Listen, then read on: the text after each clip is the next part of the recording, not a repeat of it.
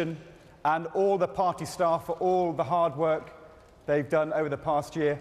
It's a great privilege for me to open this education debate and also to thank all of you for making it all the way through to Wednesday morning.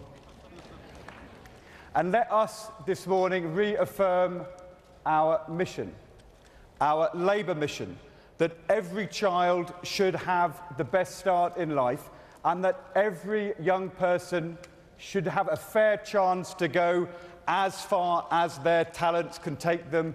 Every child, that is our moral cause.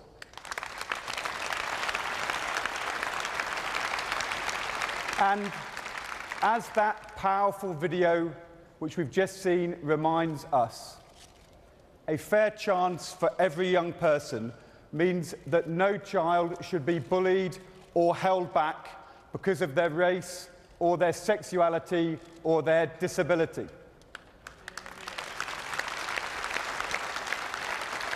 I asked you a year ago to join us in our campaign to end bullying of every kind in every school. And over the last 12 months, we have acted to prevent bullying of children with disabilities or special educational needs and to expand peer mentoring, to tackle cyberbullying through mobile phones or the internet of children and of teachers too. And we have also published in the last year our first ever guidance to schools on how they can tackle homophobic bullying.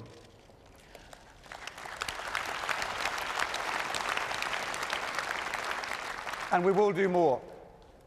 The Children's Minister, Kevin Brennan, is announcing this week that we will now ensure that all incidents of bullying are recorded properly in every school. So let us thank the Young Anti-Bullying Alliance for all their leadership, thank all the thousands of teachers and millions of children who have joined this campaign, and let us today, conference, reaffirm our commitment to stamp out bullying once and for all.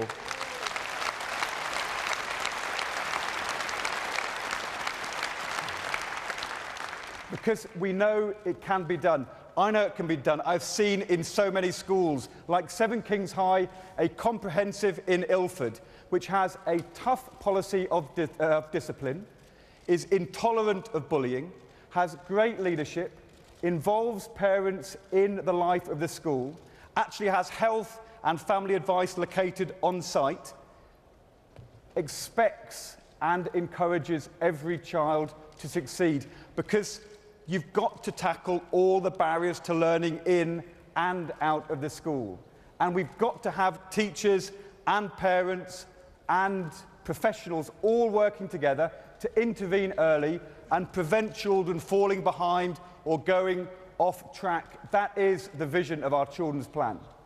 And it has also meant for our government a new way of joint working on children's policy. Alan Johnson and I are working on the first ever child health strategy. As Alan just said, we are today announcing we will now trial free school meals in deprived areas, free primary school meals, so that all children can have the chance of a hot, healthy lunch and not just some. And it's also meant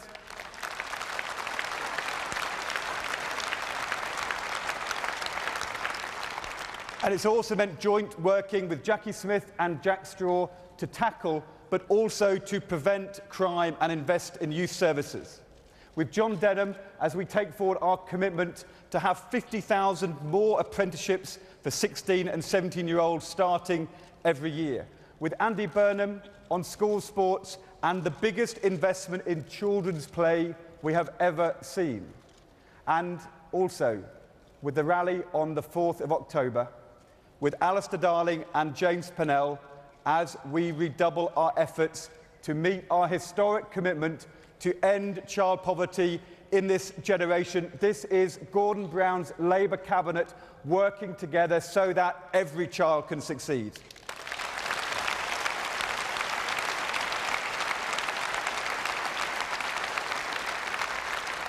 And you know, people often say to Yvette and I, it must be really hard to do the jobs we do and also have 3 young children. But it's no harder for us than for all the parents around the country who work hard and do the best for their children. It is hard to balance work and family life. But as Ruth Kelly reminds us today, there is no important job than being a parent. No more important job than being a parent.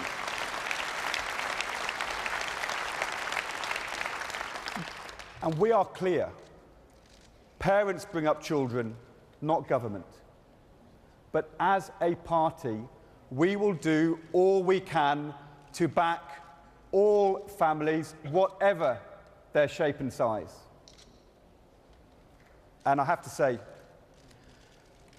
to those of you who may have seen earlier in the week those photos of me in my football kit, that means all dads, whatever their shape and size too.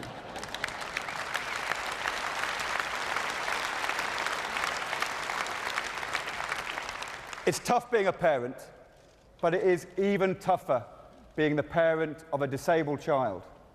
That is why we are investing £430 million to ensure that we get better services and short breaks for all disabled children and their families, because as a party we say every disabled child should have the best start in life too.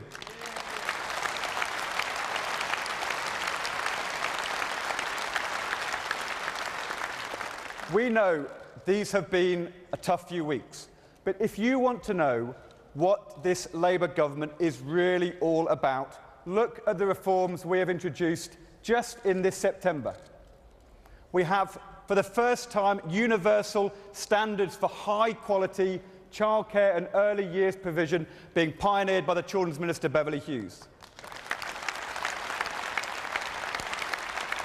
We have starting classes in one-to-one nutrition, in reading, in writing and maths for pupils falling behind.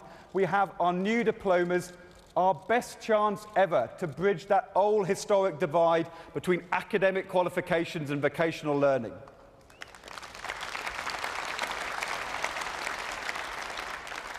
And we also have 180 new schools rebuilt or completely refurbished, including 47 new academies, more schools opened this September than in any September for more than 30 years.